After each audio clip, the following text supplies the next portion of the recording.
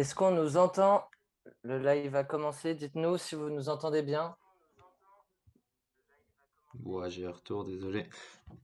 Donc c'est bon, je pense. Théoriquement, c'est bon. Bon, bonsoir à tous et bienvenue dans Nostro Milan. On est de retour. On avait fait une petite pause voilà, pour bien digérer notre qualification en Ligue des Champions, mais on est de retour. On va être de retour tout l'été voilà, pour vous faire mieux patienter la reprise de la Serie A. On reviendra plus en détail à la fin de l'émission un peu sur les formats qui vous attendront cet été. Mais pour parler en tout cas de ce gros bilan de cette magnifique saison, j'ai à mes côtés, comme d'habitude, Adri. Salut Adri. Salut les gars, salut à tous. Yann. Salut Yann. Bonjour tout le monde. Et Marco, salut Marco. Salut à tous. Merci, voilà, nouveau follow. Alpha 520, comme toujours, qui est là. Il faut qu'on recrute du lourd aussi. On est de retour en Ligue des Champions. On s'en va avec des fins de contrat et des joueurs à 15 millions. Exactement, on va faire un point. Il y aura plusieurs points. Donc, je vais aborder un peu les sujets qu'on va traiter aujourd'hui. On va traiter l'aspect financier, faire un point là-dessus pour voilà, bien comprendre voilà, quel va être le budget cet été, à quoi s'attendre au niveau du mercato aussi, au niveau des nouvelles arrivées, si on peut espérer upgrade un peu au niveau de la qualité des joueurs et notamment leur expérience dans cette compétition qu'on va jouer à partir de septembre, qui est la Ligue des Champions. On va faire un point aussi sur Pioli. Ensuite, on va décerner les belles distinctions comme le MVP, la déception de la saison ou le joueur qui a le plus progressé. On reviendra aussi sur les bons moments qu'on a vécu cette saison. Et tout ce qui est performance individuelle, ce sera le sujet du conseil de classe de Milan Actu qui viendra la semaine prochaine. Donc, ce sera une grosse émission. Là encore, en direct, on vous donnera l'heure et le jour en début de semaine prochaine. Mais en tout cas, voilà, des performances individuelles, on les traitera dans ce conseil de classe. Ils ne sont pas clairs sur le budget, ça me gaffe. On va éclaircir tout ça. Mais tout d'abord, je vais vous poser une première question. Merci en tout cas aux 30 spectateurs qui nous suivent. Première question pour vous, messieurs, et vous allez me répondre aussi dans le chat, c'est est-ce qu'on peut dire qu'avec cette deuxième place, cette qualification, mais surtout cette deuxième place est méritée, Yann? Pour moi, oui, sur l'ensemble de la saison. Ce qui est incroyable, c'est qu'on fait une saison vraiment incroyable. On va pas se mentir, hein. Normalement, avec le nombre de points qu'on a obtenu, chaque année, tu finis en Champions League avec ce nombre de points. Et cette saison, bah, c'était une saison ultra serrée, hein. Ça s'est joué à la dernière journée. Ça aurait pu changer. Il suffisait d'un but quelque part pour que toutes les équipes qualifiées changent, Mm. pour que tout soit chamboulé. Mais pour moi, on est clairement méritant. Si on regarde notre début de saison, on était vraiment un rouleau compresseur. On marchait sur tout le monde.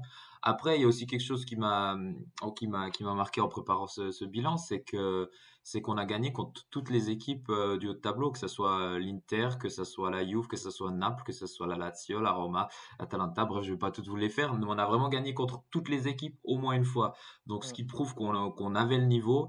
Les fois où on a gagné, pour moi, c'était à chaque fois des victoires qui étaient amplement méritées. Je pense à l'Inter, je pense au match face à la Lazio où on va chercher une victoire incroyable, face à la Roma où pour moi on pouvait même gagner les deux matchs.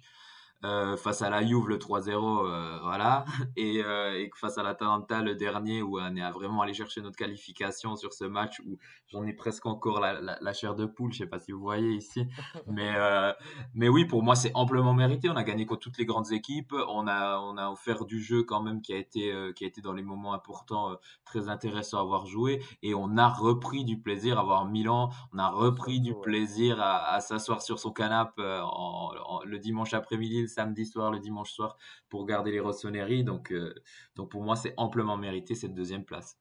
Le fait de gagner contre tous les adversaires directs, c'est quelque chose que, par exemple, on n'avait pas eu en 2017 quand Gattuso loupe la qualif en Ligue des Champions de 1 point, où là, si on y allait, c'était complètement à l'arraché, même si, en fait, Milan avait un peu de l'avance parce que quand même avait consolidé une troisième place un peu tout au long de la saison.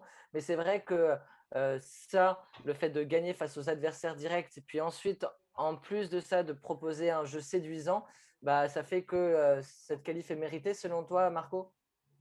Pour moi, oui, totalement. Je vais reprendre les dires de Yann. Au bout d'un moment, quand on a battu nos adversaires directs, la qualification est forcément méritée. Si ce n'était pas nous en Ligue des Champions, ça aurait certainement été Naples, qui a été le seul déchu du grand top 4. Mm.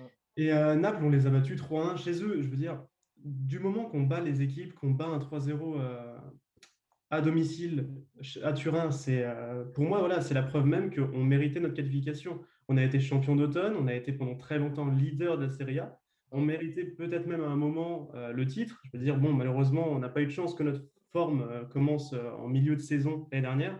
Sinon, si notre forme avait commencé post-lockdown et qu'on avait commencé un nouveau championnat à ce moment-là, on en serait champion et de très loin. Donc voilà, pour moi, c'est une qualification amplement méritée, étant donné qu'on a même pu à un moment lutter pour le titre. On Ouais. finit deuxième. Après, est-ce que la deuxième place est méritée? Là, quelques débats pourraient plus avoir lieu, notamment avec l'Atalanta, Mm. qui a réalisé une saison vraiment extraordinaire. Mais je ne vois, au-delà du fait qu'on ait une équipe qui a mérité sa qualification, les autres, pour moi, ne méritent pas plus. Quand on voit une Juventus de Turin qui a proposé un jeu dégueulasse toute l'année, qui a eu beaucoup de résultats au raccro, je pense au Mm. match de Poudine 2-1, enfin vraiment beaucoup de points sur l'ensemble du match, ils ne méritent absolument pas. Voilà, je pense que si nous, on ne mérite pas notre qualification, qui la mérite? Car c'est certainement pas Naples qui se sabote à la dernière journée, et encore moins la Juve, qui a Mm. proposé un jeu franchement dégueulasse pour le champion en titre. Donc voilà, pour moi, une qualification amplement méritée, et un championnat qui, voilà, une saison bien rodée, et on aurait même pu espérer mieux si notre forme s'était continuée, et sans quelques blessures hasardeuses. Valverde 2A qui nous dit oui, c'est mérité. Certes, la deuxième partie de saison a été dure, mais la première partie est juste incroyable. Oui, pour moi aussi, Alpha 520 qui nous dit dommage pour la Roubaix, arrache la qualif, mais c'est tellement pas mérité et triste pour le Napoli. Largement mérité au vu de la saison, surtout la première partie. Dommage qu'en deuxième partie saison, on a baissé en régime. Milan, meilleure équipe à l'extérieur. L'Inter a été très très bon aussi, pas beaucoup de faux pas. Une année record, tout ça, la blessure de Benacer qui a fait baisser la forme, tout comme celle de Zlatan Ibrahimovic. C'est vrai qu'on a eu un peu ce contre-coup de cette longue année 2020 en partant de janvier où Milan a enchaîné beaucoup de matchs et avec un rythme phénoménal, Adri. Ce contre-coup, on ne l'a pas payé cash malgré qu'on a pu compter sur très peu de nos cadres sur la deuxième partie de saison. Ça se voit un peu dans la différence de but. Je vois la différence de but par rapport à l'Atalanta, Milan 33 buts, un plus 33. Quant à l'Atalanta, c'est 43. Et Naples qui finit cinquième, c'est 45. Donc voilà, la Juve qui est à 39 au-dessus de l'AC Milan, qui a en plus gagné un 7-0. Voilà, toi, Adri, c'est mérité pour toi. Malgré les défaites, c'est peut-être ça. On ne pouvait pas espérer que malgré les défaites, malgré les défaites, malgré les blessures, on enchaîne tout comme en 2020, mais on a été vaillant quand même sur la phase retour. Ouais, alors déjà, oui, c'est mérité à 100%, cette qualif en Ligue des Champions. C'est vrai qu'on a eu beaucoup de blessés et c'est ce qui nous a tué notre forme, hein, parce que vous l'avez dit, les gars, on luttait pour le titre, on était champion d'automne, on a réalisé une première partie de saison incroyable. Et c'est vrai que voilà, les blessures d'Ibra à répétition, Benacer, on a eu Thiers aussi qui était blessé un petit moment. C'est vrai qu'on s'en sort bien quand même, parce que c'est vrai que les défaites, encore une fois, c'est des défaites évitables à mon sens. Mais après, on a fait parfois avec nos armes. C'est vrai que voilà, des Meïté ou des Krunic parfois étaient un petit peu en dessous. Après, voilà, sur d'autres matchs, ils ont été plutôt bons. Mais c'est vrai que même si on a eu des blessures, on a vu quand même quelque chose en plus cette année avec les Milanais. On avait vraiment un collectif, on l'a redit tout au long de la saison, de toute façon. Très bien coaché, voilà, enfin, très bien coaché. Parfois très bien coaché par Pioli. L'état d'esprit de gagnant qui a amené Zlatan au sein du groupe et au vestiaire. Même s'il y a eu des blessés, voilà, l'importance de Zlatan est sur le terrain, mais aussi en dehors, notamment dans les vestiaires. Donc voilà, c'est mérité. C'est vrai qu'on aurait pu peut-être espérer moins de stress, parce que c'est vrai qu'on a perdu pas mal de plumes en chemin avec des défaites évitables, hein, je l'ai dit. Donc voilà, c'est mérité. Et c'est vrai que quand on voit la différence de but, sur le top 5, on est l'équipe qui a mis le moins de buts, on a mis 74. Mm. Mais pourtant, voilà, on a serré les dents jusqu'à la fin et ça l'a fait, quoi. 74, quasiment sans attaquant de métier, parce que Zlatan a joué la Oui, moitié des matchs. Merci pour les follow. Je vois 5 follow, ça fait plaisir. Merci pour ceux qui ne l'ont pas encore fait ou pour activer la cloche, parce que c'est vrai que l'année prochaine, on sera sûrement direct en direct. Et voilà, la com, on la fait souvent après les matchs. Et donc, pour ne pas louper les débuts d'émission, pensez à vous abonner. En tout cas, merci. Bonjour, du coup, Paul Claudel. Merci pour les follow. Bonjour, Akio. Merci. Vous êtes 36. J'ai vu un pic à 45. Donc restez bien, on va continuer sur cette belle saison et on va énoncer à présent les records parce qu'il y en a eu nombreux, beaucoup de records. Je vais prendre ma fiche parce que j'ai essayé d'en énumérer un maximum. Mais donc voilà, record de la plus large victoire depuis 1957, c'était face au Torino, donc ce 7-0 là, match exceptionnel, mais très vite décousu en deuxième période. Record de victoires à l'extérieur en Serie A avec 16 victoires en Serie A en 19 journées. Voilà, contre tous nos rivaux, tous les concurrents directs, nous avons quasiment tous battu, si ce n'est l'Inter. Je crois de mémoire, c'est les seuls que l'on gagne à domicile et pas à l'extérieur. Record de victoires à l'extérieur, toutes compétitions confondues. Là, c'est 18 victoires.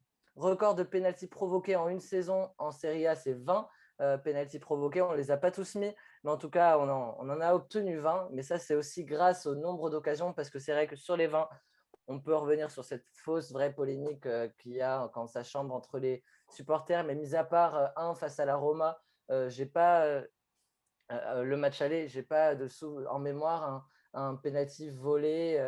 Enfin voilà, c'est vraiment des occasions, ou alors nos adversaires qui sont complètement bêtes parce qu'il y a eu des mains comme ça un peu bizarres. 20 matchs de Serie A consécutifs en marquant au moins 2 buts par match, une première dans l'histoire du championnat. Ça, c'était en tout début de saison, c'était en 2020, une série incroyable où Milan avait quasiment fini l'année 2020 avec plus de 3 buts par match de moyenne sur l'année, donc c'était exceptionnel. Série de 27 matchs de Serie A sans défaite du 8 mars 2020 au 6 janvier 2021. Cette série a pris fin, je crois, contre la Juventus, si je dis pas de bêtises, la défaite 3-1 avec un Chiesa incroyable. Je crois que c'est là où cette série a pris fin. Et puis, record de joueurs, on a un Donnarumma qui n'est plus du coup à Milan, mais qui est le joueur le plus jeune depuis l'ère des victoires à 3 points à passer les 200 caps. On a également du coup aussi une victoire face à la Juve qu'on n'avait pas vue depuis 10 ans. Yann.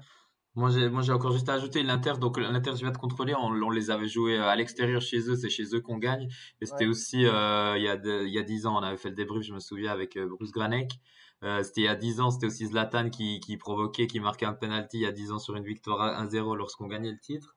Et encore juste un petit record que j'ai vu passer avant dans le chat, c'est le but le plus rapide de l'histoire de la série A, Bien face à sûr, Sassuolo bien sûr. de notre flèche éclair, Rafa Leao, qui nous en a fait qui nous en a fait baver toute cette saison, autant par ses éclairs de génie tout à coup que par ses prestations qui nous ont pas toujours toutes convaincus. Mais en tout cas, il a le record du but le plus rapide en Serie A face à Sassuolo. Ce sera difficile de faire mieux là-dessus. C'est un record qui va tenir peut-être très longtemps en Serie A. Adri, voilà, quand je t'énonce tous ces records, c'est vrai que la transition, on l'a attendu longtemps, ce bilan qui renaît de ses cendres. On ne pensait pas, en revanche, que ça allait prendre si vite, que la différence entre un Giampaolo au fond du gouffre et un Pioli qui a mis 2 mois à s'acclimater à l'équipe, et qu'en fait, cette transition entre un Milan qui revient en Ligue des Champions et un Milan au fond du gouffre, elle se fasse si rapidement. C'est vrai qu'il y a quand même une grosse différence, hein. C'est vrai que même quand on a eu Pioli, on était tous un peu très dubitatifs sur son arrivée. Mais c'est vrai que quand tu vois tout ça, tout ce que tu viens d'énoncer, tous les records ou les séries qui ont pris fin, notamment la victoire face à la Juve, c'est là que tu dis que vraiment on est passé voilà, dans une autre dimension, j'ai envie de dire, on a changé du tout au tout. Alors voilà, Pioli, il a beau être critiqué toute la saison, mais pourtant, au final, regardez, on finit deuxième. Ouais. Donc c'est vrai que c'est pour ça qu'avec lui, je suis un peu voilà, mi-figue, mi-raisin, parce qu'on en parlera tout à l'heure de sa On saison. reviendra sur un long Voilà, bilan ouais, de des sa choix parfois saison. discutables, choses comme ça, mais c'est vrai qu'au final, bah voilà, le gars, il arrive, il a été critiqué dès le début sans pouvoir faire déjà ses preuves. Le gars nous emmène en Ligue des Champions. On brise beaucoup de mauvais records, entre guillemets. Je ne vais pas tout répéter ce que tu as dit, mais voilà, et c'est vrai qu'on voit quand même que Milan a passé un palier, et c'est vrai qu'on a attendu très très longtemps pour que Milan vienne en Ligue des Champions. Et c'est vrai que quand on voit la saison, c'est formidable ce qu'on a fait. Alors oui, on a eu des petits moments où voilà, on a perdu notre avance qu'on avait en première partie de saison. Mais non, c'est vraiment une très très bonne saison des Milanais quand tu vois sur le papier, sur le fond de jeu et sur les stats que tu as énoncés. Ouais. Merci à Deathstroke, merci à Miniteux pour les follow, merci à Nausicaa encore. Akio qui nous dit: je trouve ça tellement impressionnant votre remontée quand tu regardes la différence entre 2014 et maintenant. Ça n'a absolument rien à voir. Vous pensez que Hakan va renouveler son contrat avec Milan? On va en reparler juste après, un peu sur le sportif et notamment du coup de la prolongation d'Hakan et ce qu'on en pense aussi. Mais Marco, pour voilà, sur ces records, sur cette transition extraordinaire qu'on a vu. C'est vrai que Milan aussi, on a vu qu'avec Milan, c'était jamais simple. Que Milan, on a l'impression qu'il y a toujours un peu ce truc peut-être un peu fantastique, tiré d'un film. Déjà, ce scénario un peu impressionnant et voir que ça se conclut lors de la dernière journée où Milan a son destin entre les mains, mais face à peut-être la meilleure équipe de Serie A après l'Inter Milan. Au final, voilà, le scénario du film est bon pour nous.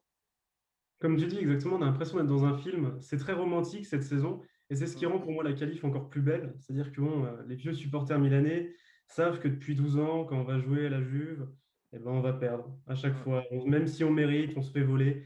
Il y a toujours des petits trucs comme ça et c'est aussi ça, être supporter de Milan, c'est de stresser à chaque fois qu'on fait 2-1 parce qu'en fin de match, on va se faire égaliser. Et en fait, pour moi, tous ces records, ça nous montre simplement que voilà, on a changé de dimension, comme a dit Adri, et on est entré voilà, on est revenu dans notre ère de repos. Mm. Et pour moi, voilà, ça montre en fait qu'il y a une vraie scission avec les 10 années précédentes, parce que même quand on était encore en Ligue des Champions, voilà, on avait cette peur d'aller jouer à Turin, on avait certains records mauvais qui nous faisaient peur. Et pour moi, ça rend encore cette qualification plus belle.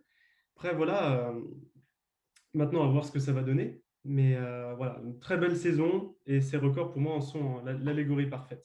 Et conclu du coup par cette magnifique qualification en Ligue des Champions. On va rentrer maintenant un peu dans les enjeux de cette qualification et du coup on va commencer par le financier. Voilà, on a vu des questions un peu dans le chat de personnes qui ne comprenaient pas un peu combien on récupérait, comment on était récompensé par rapport à la Serie A, la qualification en Ligue des Champions, du coup la participation à cette compétition. Marco, peux-tu nous éclairer un peu là-dessus? Oui, alors je prends ma petite fiche. Euh, donc en tout, Rossoneri que nous sommes, nous allons toucher donc 42,75 millions d'euros grâce à notre deuxième place et à notre qualification en Ligue des Champions. C'est départagé en plusieurs types de sommes. C'est-à-dire qu'on a 16,6 millions qui sont là simplement parce que nous sommes dans le ranking historique, c'est-à-dire que nous sommes un club qu'on juge historique, qui a déjà eu un parcours en Ligue des Champions, qui a une certaine importance et on va donc nous accorder 16,6. C'est plus que l'Inter, par exemple. Seulement un peu moins que la Juve, qui ces dernières années s'est systématiquement qualifiée. L'Atalanta, par comparaison, était à 2,2. Je dis ça de mémoire. Donc c'est voilà, du moins une bonne aide, ne serait-ce que parce qu'on est Milan. Ensuite, on va avoir 11 millions qui sont simplement répartis selon les market pools, c'est-à-dire les droits TV. Alors, à noter que ça risque de varier. On n'est que sur des approximations. Et ça peut varier selon qui achètera les droits de la Serie A et les droits de la Champions League l'année prochaine. On sait qu'on a Sky, Amazon et Mediaset qui sont sur le coup. Voilà, selon l'émetteur des droits TV, cela peut varier légèrement. Et si vraiment on a un emballement, on pourrait avoir un petit peu plus. Et évidemment, on a les 15 millions de participation simplement parce qu'on va en Ligue des Champions. Et c'est ce qui nous donne donc le total de 42,75 millions d'euros. Donc 42 millions, donc la première partie qu'a très bien expliqué Marco, mais c'est en fonction oui, si on est un club historique, un peu les droits TV, l'aura du club. On peut voir que Marseille, typiquement en Ligue 1, quand ils sont sur une bonne saison, passent tous les dimanches soirs à leur grosse antenne plutôt que le PSG qui passait notamment en début d'après-midi ou quoi. C'est un peu cette idée-là de hiérarchisation des clubs sur la scène européenne et lesquels vont ramener un peu plus d'argent. Ok, nickel. Merci Marco. Du coup, j'espère que c'est clair pour vous. Donc 42 millions, c'est la somme qu'a récupéré le Milan sportivement grâce à cette qualification. Yann, si on veut rentrer un peu dans le sportif, avec ces 42 millions plus le budget et le fait qu'on ait un repreneur et surtout un fonds d'investissement qui a envie de faire quelque chose de bien, qui a envie de remettre Milan sur de bons rails au niveau des finances, Madini s'occupe du sportif, mais vraiment, il y a une nouvelle corrélation entre finance et sportif qui est depuis le départ de Leonardo. J'ai envie de dire, voilà, un Milan qui a investi dans des joueurs intelligents, mais qui pètent, qui font du Théo Hernandez, du Benacer, pas juste de l'achat-revente comme Monaco ou quoi. On sent quelque chose d'intéressant sportivement. Et donc, à quoi s'attendre selon toi au niveau du mercato avec ces belles rentrées d'argent? Bah déjà pour moi déjà j'ai envie de le remercier s'il m'écoute là en ce moment, c'est Monsieur Paolo Maldini qui en peu de temps, je me souviens Il qu'il nous avait écoute en ce parlé, moment. je pense qu'il nous Tu écoute en peux ce en être moment. sûr. Je l'ai vu passer sur le chat avant Paolo 3, je crois. Non, mais c'est génial le travail qu'il a fait. Le travail qu'il a fait. Je me souviens d'une interview d'il y a de ça quelques années, un titre de la Gazzetta, je crois, il disait les dirigeants ont ruiné mon club ou quelque chose comme ça, une phrase qui était comme ça. Et on l'avait tous un peu critiqué hein, lors de ses débuts aux côtés de Leonardo.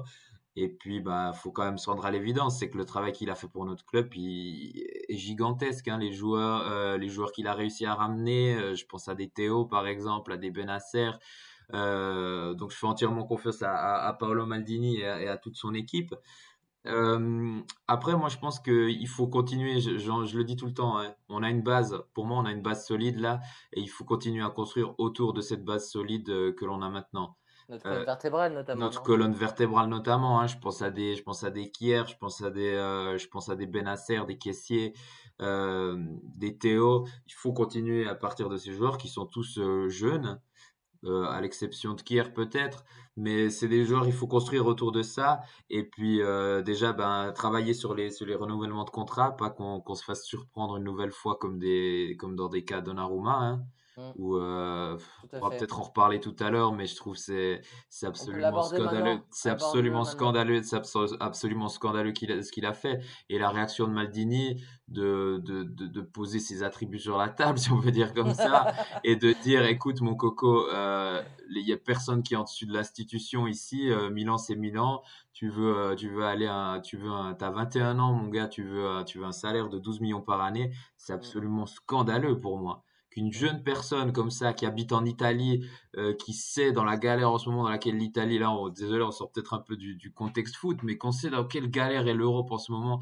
avec toute la crise, qu'on sait le nombre de personnes qui crèvent la misère. Je suis désolé, on va dire ça comme ça, et qu'il y a un petit jeune de 21 ans qui veut pas prolonger pour son club parce que son club ne lui propose que 6 millions par année.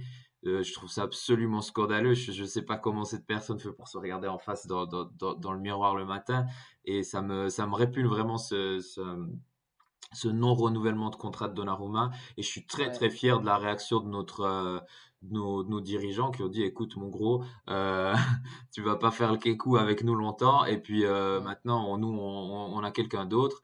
Et puis, comme j'ai cru comprendre, Donnarumma s'attendait pas forcément Non. à ce qu'on prenne un gardien autant vite. Et tant mieux. Et c'est tant mieux parce que là, il est un peu dans la sauce, dans la semoule, notre ami Gigio, parce que j'ai l'impression bah, il était pas prêt à ça. Il était prêt plutôt à ce que tout à coup, ils disent, ah, ok, 8 millions, c'est bon, j'ai réussi à négocier ce que je négociais, puis je vais m'arrêter à 8 millions.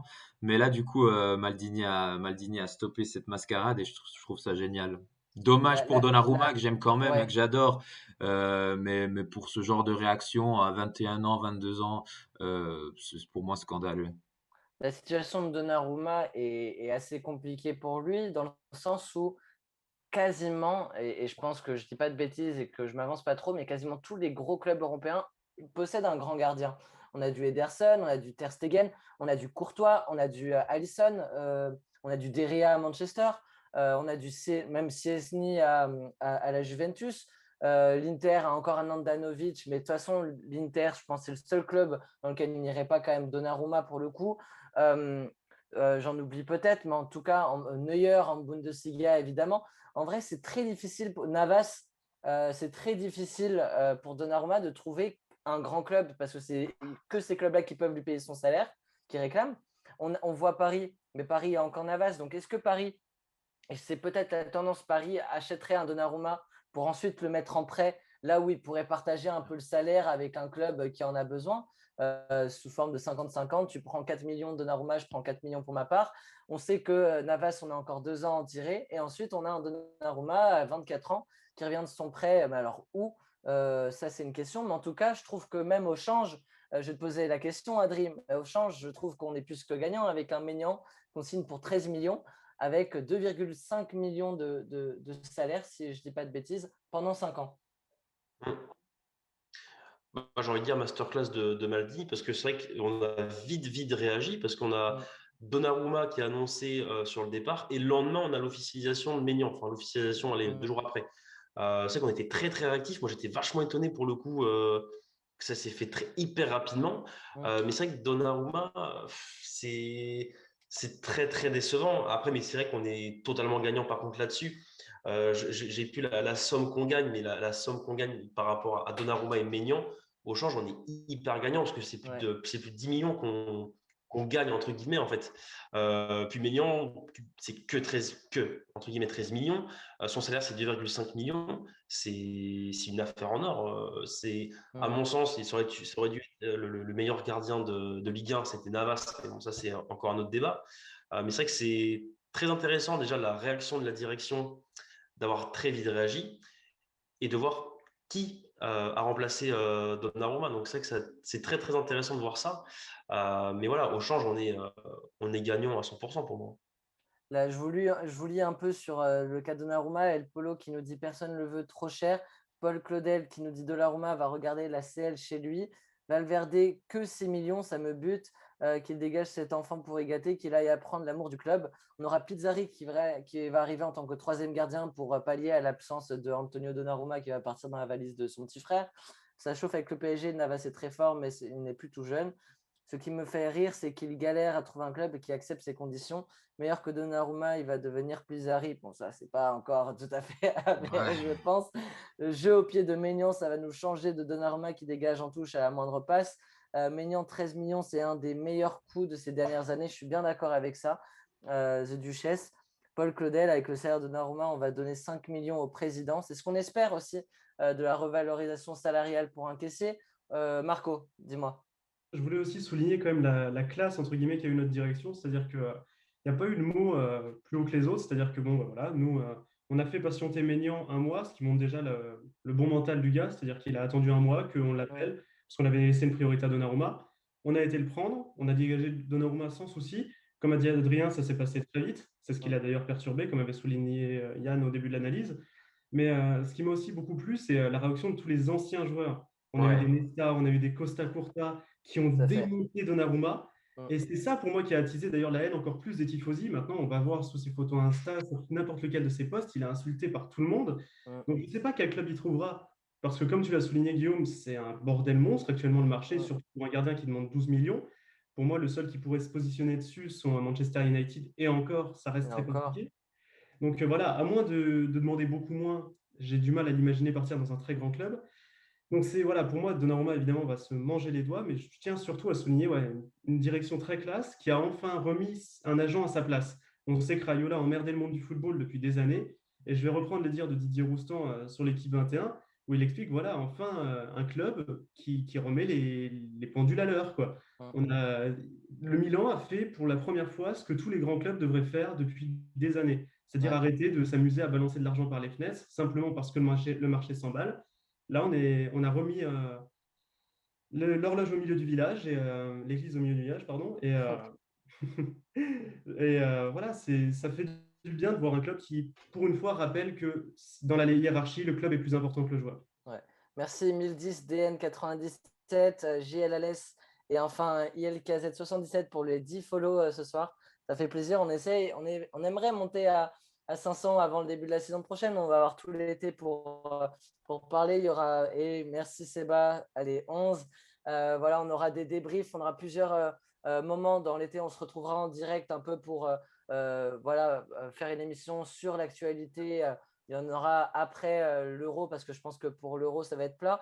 Pour finir sur Donnarumma un peu, c'est vrai que ça va être un test cet Euro parce qu'il va être, il est agent libre. Donc, il faut qu'il performe et qu'il surperforme. Les stats pour l'instant de l'Italie parlent pour lui parce qu'ils sont sur une série de clean sheets qui est incroyable, les Italiens.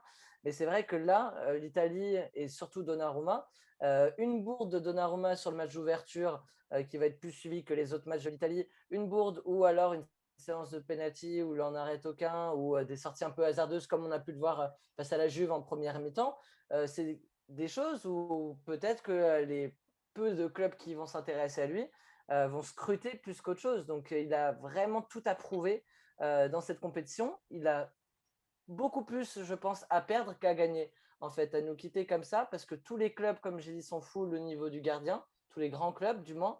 Voilà, si les Dortmund, ce genre de club un peu en dessous, la Roma, même qui, avec un Mourinho, va peut-être attirer un peu plus de monde. Si des clubs comme ça peuvent se positionner sur Donnarumma et imaginer investir 10-12 millions de CR sur lui, il va falloir qu'il les mérite et il aura tout à prouver pendant 7 euros, à mon sens. Et Polo, il faut être de mauvaise foi pour dire le contraire sur quoi Paqueta explose à Lyon, ça c'est sûr. Paqueta qui a fait son retour avec la sélection brésilienne d'ailleurs. Voilà, on va passer un peu sur un autre aspect. Voilà, l'émission va être encore, voilà, on a encore pas mal de choses à dire, donc on va avancer un peu sur le parcours en Europa League, messieurs. C'est vrai que c'est quelque chose qu'on a un peu effacé de nos mémoires, mais en fait c'est le parcours européen de l'AC Milan. Et quand on se projette sur la Ligue des Champions, il faut reparler de cette Europa League où Milan a galéré face à l'équipe de Dejan Stankovic, dont je n'ai plus le nom, mais vous allez me le rappeler. Le Rouge de Belgrade. Voilà, Étoile, pardon. Donc, avec 2 matchs nuls, 1-1 et 0-0. Ensuite, une magnifique prestation arrachée par Kier à l'aller face à Manchester United, puis une défaite au retour. Qu'est-ce que vous avez pensé, vous, dans le chat, de cette compétition, de cette Ligue Europa? Comment Milan, qui avait commencé pareil, avec un scénario digne d'un film hollywoodien, avec cette séance à rallonge de pénalty face à Rio Ave. Mais dites-nous dans le chat ce que vous avez pensé un peu de Milan en Ligue Europa cette saison. Est-ce que c'était décevant? Est-ce qu'on avait un peu la tête ailleurs, et notamment au championnat? Ou est-ce qu'on pouvait espérer plus quand on voit que Villarreal a gagné face à Manchester, qu'on aurait pu battre? La Roma était dans le dernier carré aussi, que nous avons battu au retour. Adri, ton avis un peu sur cette Ligue Europa? Dans l'ensemble, je suis un peu déçu. Déjà, c'est vrai qu'en phase de groupe, moi, la défaite 3-0 à la maison face à Lille, perso, m'a fait mal. Comme à beaucoup, hein, j'imagine. C'est vrai qu'on s'est fait manger, mais alors, ces petites Ouais. que vous voulez. On n'a jamais vu le jour. Alors, Lille a totalement mérité sa victoire. Ils ont très, très bien joué. Mais nous, d'un côté, on a très, très mal joué aussi. Et tu l'as dit, face à l'Étoile Rouge de Belgrade, on fait 2-2. Et à la maison, on fait 1-1. On ne gagne pas un match sur ces 2 matchs, justement. Et c'est vrai que perso, je n'ai pas reconnu les joueurs milanais en Europa League et en Serie A, parce qu'en Serie A, on était très, très bons. Et en Europa League, compliqué, très, très compliqué. Et là où je suis encore plus déçu, c'est que on fait quand même 2 bons matchs, même très bons matchs face à United, et on passe pas. On a 1-1 au match aller et on perd après à la maison 1-0, sachant qu'il ne faut pas oublier qu'on a la fameuse main de Kessié qui est inexistante sur son but magnifique. C'est vrai que ça aurait pu changer beaucoup de choses parce qu'il n'y a absolument pas main. On a vu l'image sous tous les angles, il n'y a jamais main. Et c'est vrai que quand on voit ce qu'a fait Villarreal face à United, il y avait la place parce que United, je suis désolé, faut pas oublier qu'au match aller, on avait une équipe remaniée, hein. On avait, je crois, Castillon en pointe, enfin, c'était dégueulasse. Ouais. Donc, on sort très très bien. La preuve, on perd que 1-0. Ouais. Pour moi, il y avait la place et c'est là où je suis plus déçu. Je me dis, merde, on aurait peut-être pu vraiment faire quelque chose. Mais quand tu vois ça, c'est de bon augure pour la Ligue des Champions parce que c'est des clubs comme ça que tu vas rencontrer. C'est pour ça que moi, j'étais très impatient de voir ce match-là. Comme beaucoup, j'attendais pas grand-chose. Je me disais que ça allait être fessé. Et au final, très très belle performance des Milanais. J'ai même été très surpris de leur performance. La prof, l'ami la prof qui nous dit on aurait dû aller en finale si on sortait Manchester United. Dommage, mais ça a pu redonner un peu d'expérience à l'équipe contre un gros club pour la future Champions League. Yann, toi sur la Ligue des Champions, est-ce que tu penses que ça a été les premiers tests? Est-ce que ces tests-là contre l'Étoile Rouge et contre Manchester, on peut s'appuyer dessus un peu pour progresser et pour se donner un ordre d'idée de Milan sur la scène européenne? Ou penses-tu à l'inverse que ce n'est pas du tout révélateur et que Milan, on pourra en attendre plus de l'AC Milan que ce qu'on a montré en Ligue Europa? Pour moi, c'est totalement révélateur. On voit le match face à Manchester, que ce soit l'engouement chez les joueurs, que ce soit la motivation. Le match qu'on a fait à Manchester, il était vraiment exceptionnel. Qu'est-ce que ça m'emmerde, pardon. La main, le but refusé à Kessié lors du match aller, on devait le gagner ce match à Manchester. Après, moi, je reste prudent. Je me dis que je ne suis pas sûr qu'on aurait pu jouer avec toutes les blessures qu'on avait, avec tous les joueurs qui nous manquaient. Je ne pense pas qu'on aurait pu jouer les 2 compétitions comme a pu le faire Manchester. C'est vrai Euh, que, comme le dit Adri, on a évolué avec Castillo en pointe sur le match retour. Enfin, c'était ce exactement. genre de compo. Hein. Je pense que plus tard, en début de campagne, c'est aussi, je pense, pour ça qu'on avait un Milan qui était pas très alléchant, qui était pas très beau à voir, c'est qu'on jouait souvent avec notre équipe B, pas notre équipe type, où les mécanismes étaient bien en place. Et du coup, je pense que plus on avançait dans la compétition, plus on aurait dû mettre nos cadres, mettre notre 11 type, si on veut bien sur le terrain. Mm. Et je pense pas qu'avec le nombre de blessures, qu'avec les pépins physiques de Zlatan et tous les autres pépins physiques qu'on a eu durant cette saison, je pense pas enfin, je pense pas qu'on aurait fini en tout cas en deuxième de championnat de Serie A en ayant continué de jouer cette Europa League. Après, voilà, c'est clairement, je la vois clairement comme ça, donc c'est aussi peut-être aussi pour me rassurer du fait qu'on se Mm. soit fait éliminer de la sorte par Manchester et qu'ils soient ensuite allés en finale et qu'ils soient passés à deux doigts de battre Villarreal à la séance de tir au but. Mais pour moi, je pense qu'on n'aurait pas pu jouer, avec l'effectif qu'on avait, on n'aurait pas pu jouer les deux compétitions. On aura l'occasion à la fin de l'été de refaire une preview sur la saison prochaine. On reparlera des ambitions de l'AC Milan parce que je pense que tout ce qu'on va dire ce soir, suivant le mercato de l'AC Milan, tout sera jeté à la poubelle. Donc on ne va pas s'avancer plus que ça. On reviendra fin août un peu sur une preview de la Ligue des Champions et à quoi s'attendre. Et peut-être qu'on aura déjà le tirage des phases de poule. Parce que Marco, on sera quel chapeau juste pour information, tu sais ou pas? 3 ou On sera 4? sur le 4. J'ai vu 4. Hein. On sera Ouais. chapeau 4, on est bien d'accord. Ok. On va passer maintenant à un autre gros sujet, messieurs, et il s'agit de la saison de Pioli. Avant de revenir du coup sur sa saison, juste l'année prochaine, nous aurons en Serie A Sarri qui va revenir, si je ne dis pas de bêtises, du côté d'où il rebondit déjà. Sarri, ça serait peut-être la Lazio. Ce serait peut-être la Lazio, c'est vrai, avec Simone Inzaghi qui va prendre le banc de l'Inter Milan. Nous aurons un Gattuso du côté de la Fiorentina qui va se renforcer et qui va aligner une belle équipe. On en avait parlé un peu en début de semaine avec les amis de Milan Actu. Sera à surveiller la Fiorentina parce que ça peut être une darling l'année prochaine. Peut-être que Gattuso loupera encore la Ligue des Champions en finançant la 5e place avec la Fiorentina. Nous aurons du coup Mourinho à la Roma. Nous aurons qui d'autre? Il y a qui dans les grands coachs qui vont rejoindre? Putain, elle n'est pas terrible cette séquence, je m'excuse. je patauge, ça m'aide pas. Alors du coup, on On a va reprendre dans l'ordre. On a Juventus qui auront Allegri. Igri. Allegri qui revient à la Juve. On a Simone Inzaghi à l'Inter. On a toujours Pioli à Milan. Nous avons à Naples Sarri. C'est pas Sarri qui devrait Non, arriver. Non. Sarri à la Lazio, Sarri à la Lazio. Mourinho à la Roma. Ouais. C'est Spalletti à Naples. Spalletti à Naples, oui. Hein. C'est qui à Naples, tu as dit? Il n'y a pas Spalletti, il n'y avait pas la rumeur Spalletti Ah à si, c'est Naples. Spalletti à Naples.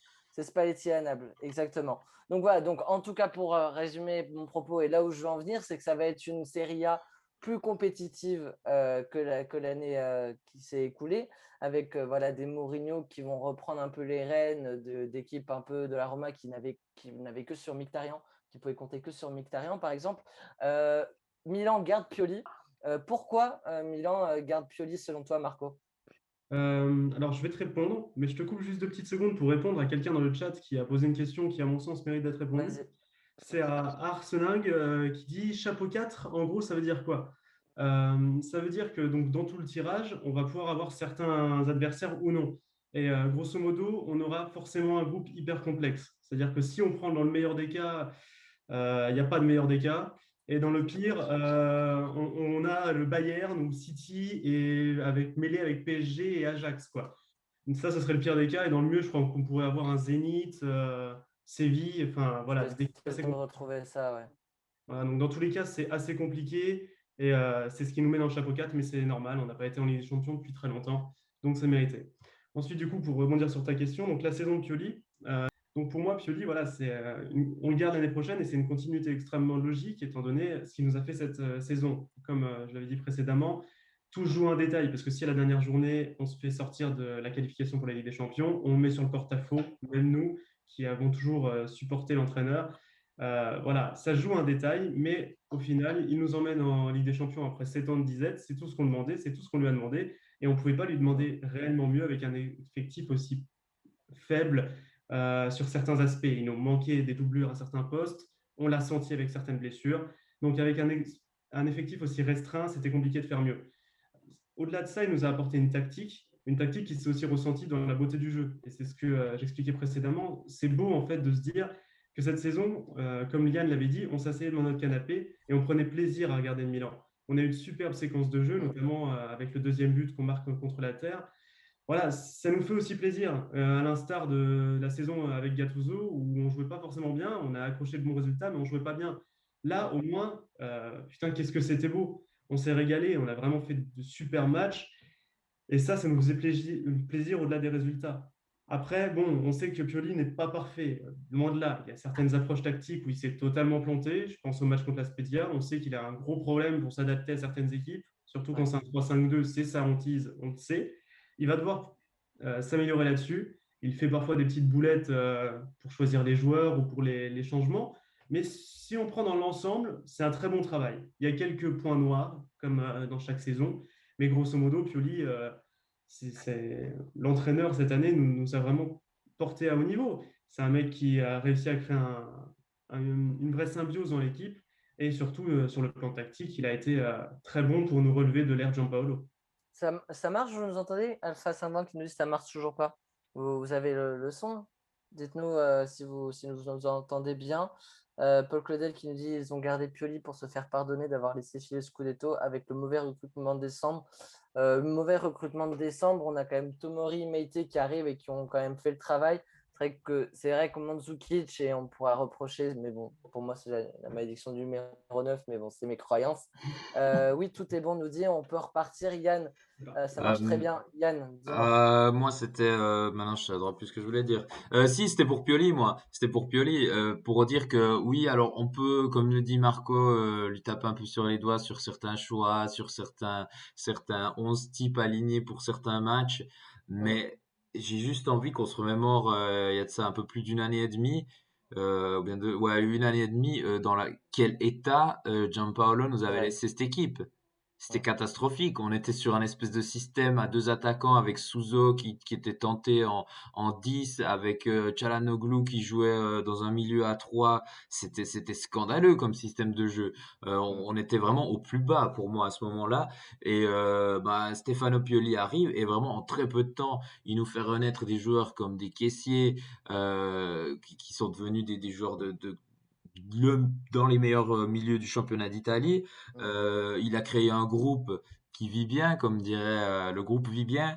Et, et, euh, et oui, en très peu de temps, il a quand même fait des choses exceptionnelles. Donc je pense que pour moi, c'est important de le confirmer, de continuer avec lui et de voir sur le long terme. Rome ne s'est pas construite en un jour, je ne cesse de le répéter. Et pour moi, Pioli, il a déjà construit quelque chose de grand en une année et demie avec toutes les absences, avec toutes les blessures qu'il a eues. Et je pense qu'avec un recrutement intelligent cet été, on aura le temps d'en reparler lors des différents podcasts qu'on va vous offrir lors de la pause estivale. Mais je pense qu'avec un recrutement intelligent, avec des joueurs recrutés qui peuvent passer dans le système de Pioli, on peut construire quelque chose de solide avec cet entraîneur, selon moi. Dans le chat, dites-nous si vous êtes plutôt optimiste quant à la prolongation de Pioli, avec l'argument phare qui est la stabilité, chose qu'on n'avait plus à Milan depuis un bon moment. Adri, toi, tu es rassuré que Pioli reste ou tu aurais voulu peut-être qu'on s'enflamme et qu'on aille chercher un entraîneur, voilà, parce que quand on voit des Carlo Ancelotti qu'on ne pensait pas du tout sur le marché filé au Real Madrid, ou des Spalletti, etc., ou même un Conte libre, toi, au final, tu te dis, on est très bien avec Pioli ou tu aurais voulu peut-être aller chercher quelqu'un d'un peu plus fort au risque un peu de modifier un peu la tendance de Milan et repartir un peu sur des bases Ouais, peut-être alors connues. moi je suis content qu'on continue avec Pioli. Après, c'est vrai que je vais pas vous mentir, quand j'ai vu Ancelotti rejoindre le Real, je me suis dit, bon, c'est vrai qu'à Milan, j'aurais bien voulu un Ancelotti. Ah Après, ouais. honnêtement, c'est que pour Ancelotti, parce que honnêtement, après, on aurait pris par exemple un Spalletti, par exemple, qui est un très bon coach, hein, là-dessus, il n'y a aucun problème. C'est vrai que ça m'aurait embêté dans le sens où, voilà, tu l'as dit Guillaume, depuis pas mal d'années, on reproche toujours à la direction, pas cette continuité avec les coachs, etc., etc., etc. C'est vrai que là, Pioli finit deuxième, on a très peu de défaites, on a quelques petits points noirs, Marco, tu l'as dit. C'est vrai que moi, vraiment, là où je l'attends l'année prochaine, c'est à s'adapter au système de jeu des autres équipes. Parce que c'est vrai que son 4-2-3-1, c'est bien beau, mais on l'a vu cette année face à Lille, notamment, à l'Atalanta au match aller. dès que tu as une équipe qui a un bloc haut, qui fait un pressing haut, bah, le Pioli, il est un peu perdu. C'est juste moi vraiment là-dessus où je l'attends un peu plus au tournant. Mais c'est vrai que je trouve ça moins logique de continuer avec parce que voilà, il a créé un groupe, il a mis quelque chose en place avec son système de jeu, son 4-2-3. Alors oui, il y a quelques défauts, voilà, ça je viens de me dire, mais on peut faire quelque chose et c'est pas pour rien qu'on a fini deuxième avec Pioli. Ce serait un mauvais coach, jamais on aurait fini deuxième. Alors oui, il y a les joueurs aussi, ça c'est sûr, mais il faut pas oublier qu'on a eu des blessés, du Covid, choses comme ça. Pioli a fait avec ses armes. On aurait eu un peu plus de profondeur de banc, des Mandzukic qui seraient pas blessés, mais bon, la malédiction du neuf, ça, voilà, ça on peut encore en reparler longtemps. Guillaume, je suis de tout cœur avec toi, là-dessus, il n'y a pas de Est-ce problème. que c'est Giroud? Est-ce que c'est Giroud qui va venir mettre fin à ce truc-là? Donc, non, mais dans Franchement, l'ensemble, voilà, je suis content de Pioli, donc c'est logique qu'on le garde. Après, voilà, moi j'ai l'impression que beaucoup tapent un peu dessus parce que c'est pas un top coach, que c'est pas un grand nom du football. Donc, voilà, après, le mec finit deuxième quand même. Il fait dans l'ensemble une bonne saison. S'il fallait donner une note, moi ce serait un 7,5/10, par exemple. ouais. Donc, non, non, moi je trouve ça logique et je suis heureux, je suis content de continuer l'aventure mianaise avec Pioli, ouais. Jesse Giroud, où il est, nous dit Alpha 520. Merci au 13e follow de la soirée, SMK 0009. On va passer, messieurs, à la dernière partie de l'émission et un peu aux récompenses. Mais d'abord, on va faire un petit retour vers le passé. Et je vais vous poser la première question. Vous jouez avec nous, le chat, vous allez pouvoir participer à ça. Mais quel est, selon vous, le match le plus marquant de cette saison? Et il y en a eu. Pour le coup, cette année, on a été gâtés avec des 7-0, des 3-0 face à nos rivaux, un derby. Je vais commencer avec toi, Yann. S'il te plaît, ton match le plus marquant de cette saison. Ouais, comme tu dis, il y en a eu beaucoup. Moi, je suis désolé. Alors, ça, c'est peut-être pas le match le plus marquant au niveau de notre jeu sur le terrain. Si je devais peut-être donner le match le plus marquant sur le jeu, sur notre jeu, pardon, je mange mes mots. Ce serait peut-être le match à Naples, on gagne 3-1, où j'ai vraiment trouvé que tactiquement, on était clairement prêt. Mais le match dans lequel j'ai envie de vous parler, c'est le dernier face à l'Atalanta. Ce genre de journée où je vais parler de mes petites émotions et de ce qui s'est passé dans mon petit cœur ce jour-là. Mais, Allez, on est là pour ça. ce genre de match où depuis le jeudi au travail, tu es là, ok, ce week-end, il y a vraiment un match hyper important.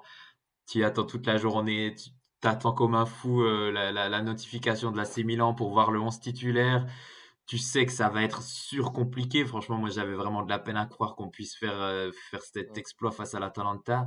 Et là, tu gagnes 1-0 et tu vois l'Atalanta qui pousse, qui pousse, qui pousse. Et tu te dis, mais ça va jamais tenir, ça va jamais tenir. On est là, c'est Milan, c'est toujours la même chose, ça va jamais tenir, ça va jamais tenir. Et à la fin, à la 90e, où tu obtiens un penalty et c'est un peu le penalty est dedans, tu te qualifies pour la Champions League et c'était fou, c'était vraiment des sensations de malade. Et puis voilà, pour moi c'est le match qui m'a clairement le plus marqué cette saison parce que c'était une joie tellement intense de retrouver cette Champions League face à une immense équipe comme l'Atalanta où on marque sur un vieux penalty à la 90e minute, c'était fou. Au niveau des émotions, c'est vraiment le match qui m'a rendu complètement dingue, complètement fou et c'est pour ça qu'on aime le foot. Marco, toi, le match le plus marquant, selon toi, avec ton avis. Je ne vais pas prendre le dernier match contre l'Atalanta parce que oui, évidemment, j'ai pleuré. Donc, on va changer de sujet. J'ai pris le match où on bat la Juve chez elle 3-0, tout simplement parce que, bah, comme on en avait parlé tout à l'heure, c'était vraiment un match qui déjà est un tournant pour notre saison, parce que nous permet de nous rapprocher énormément de la qualif en C1. De deux, c'est une belle prestation de nos joueurs. On bat la Juve 3-0 chez elle alors qu'on ne la battait plus depuis 10 ans. Mm.